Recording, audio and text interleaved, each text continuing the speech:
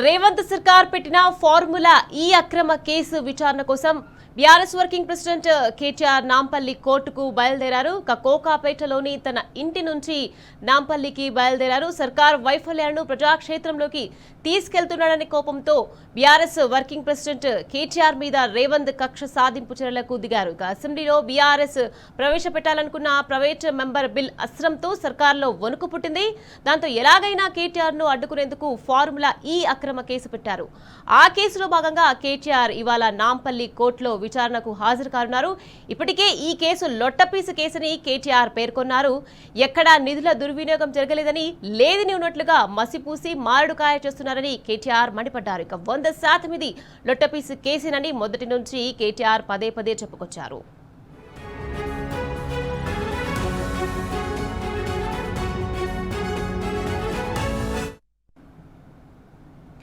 BRS working president KTR కాసేపట్లో నాంపల్లి కోర్టుకు హాజరు కానున్నారు. ఇదే అంశంపై మరింత సమాచారాన్ని మా crime bureau chief Nampally court నుంచి మనకు అందించేందుకు సిద్ధంగా ఉన్నారు.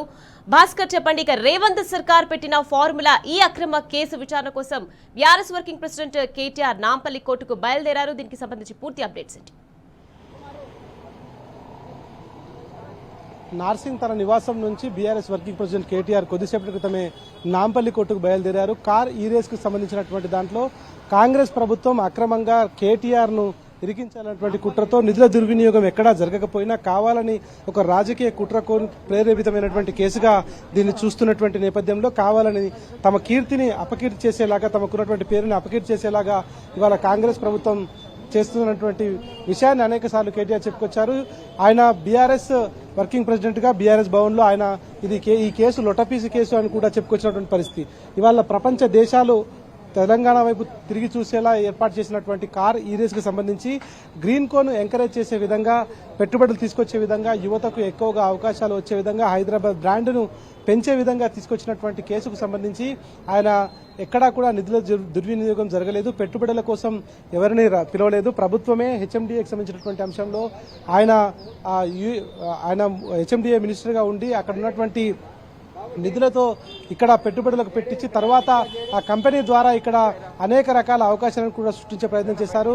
నెక్స్ట్ టైం 2023లో జరిగేటువంటి దానికి సంబంధించి కూడా 55 కోట్ల రూపాయలకు సంబంధించినటువంటి అంశాన్ని కూడా ఈ సందర్భంగా ఆయన ఆ బ్యాంకుకి సంబంధించినటువంటి ఖాతాలోనే ఉన్నాయి, ఆ కంపెనీకి వెళ్ళలేదు, ఆ బ్యాంకు ఖాతాలోనే హోల్డ్లో ఉన్నాయన్నటువంటి అంశాన్ని కూడా చెప్పుకొచ్చారు.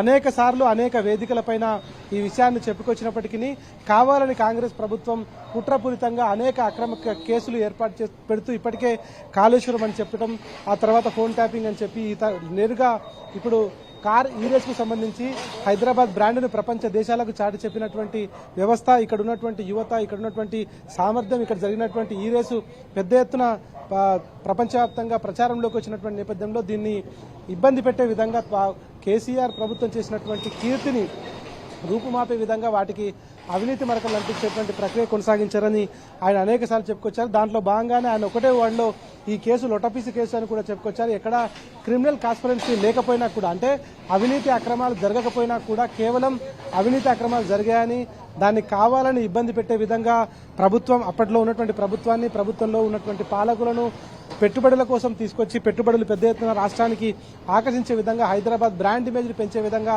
చేసినటువంటి అన్ని అంశాలను ఇవాళ ఇబ్బంది పెట్టే విధంగా వాళ్ళు చేశారనేటువంటిది చాలా స్పష్టంగా ఆయన చెప్పుకొచ్చారు. దీంట్లో భాగంగానే రాష్ట్ర ప్రభుత్వం, కాంగ్రెస్ ప్రభుత్వం అధికారంలోకి వచ్చిన 2.5 ఏళ్లలో దాదాపుగా అనేక అక్రమ కేసులు పెట్టి బీఆర్ఎస్ అధినేత కేసీఆర్తో పాటు working president KTR, deputy floor leader Harish రావుతో పాటు బీఆర్ఎస్ నాయకులపైన, ఎమ్మెల్యేలపైన, మాజీ మంత్రులపైన అనేక అక్రమ కేసులు పెడుతూ వేధింపులకు గురి చేస్తున్నటువంటి ప్రక్రియ కొనసాగుతోంది. కానీ ఇట్లాంటివి ఎన్ని జరిగినా కూడా రాష్ట్ర ప్రభుత్వం చేస్తున్నటువంటి అక్రమ కేసులను ఎదుర్కొంటాం న్యాయస్థానాలను చెప్పారు. ఇవాళ దీంట్లో ఎక్కడా కూడా అవినీతి జరగలేదని చెప్పినప్పటికీ కావాలనే పదే పదే ఒక రకమైనటువంటి న్యూనతాభావంతో ఉన్నటువంటి కాంగ్రెస్ ప్రభుత్వం గత ప్రభుత్వాన్ని, గత ముఖ్యమంత్రిని, గత ప్రభుత్వంలో పనిచేసినటువంటి మంత్రులను వాళ్ళందరినీ కూడా ఇబ్బంది పెట్టే విధంగా వ్యవహరిస్తుందని చెప్పారు. ఇవాళ కోర్టుకు 10:30 కల్లా ఆయన బీఆర్ఎస్ వర్కింగ్ ప్రెసిడెంట్ తన న్యాయవాదులతో హాజరవుతారు. హాజరైన తర్వాత ఒక 1 అవర్లో కోర్టు ప్రాసెస్ అయిపోయేటువంటి అవకాశం కనిపిస్తోంది. ఇక్కడ నుంచి ఆయన నేరుగా